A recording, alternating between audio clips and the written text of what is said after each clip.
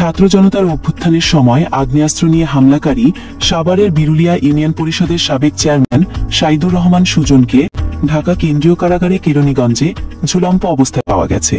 পরে তাকে Dhaka medical college হাসপাতালে নেওয়া হলে চিকিৎসক মৃত ঘোষণা করেন। রোববার 15 জুন বেলা 11টার দিকে ঢাকা কেন্দ্রীয় কারাগারের সূর্যমুখী ভবনের একটি কক্ষে গলায় গামছা পেঁচিয়ে ফাঁস দেন সুজন। তার মৃতের ইনচার্জ ইন্সপেক্টর মো ফারুক। কারা কর্তৃপক্ষ জানিয়েছে, বন্দী হিসেবে সুজন সূর্যমুখী ভবনের একটি সাধারণ কক্ষেই ছিলেন। তার ব্যবহৃত গামছা দিয়ে তিনি আত্মহত্যার চেষ্টা করেন। তাৎক্ষণিকভাবে তাকে উদ্ধার করে প্রথমে কারা হাসপাতালে এবং পরবর্তীতে উন্নত চিকিৎসার জন্য ঢাকা মেডিকেল কলেজ হাসপাতালে পাঠানো হয়। ওই কক্ষে 3 জন বন্দী থাকেন। সুজনের বিরুদ্ধে আন্তর্জাতিক অপরাধ ট্রাইব্যুনালের মামলা সহ মোট 15টি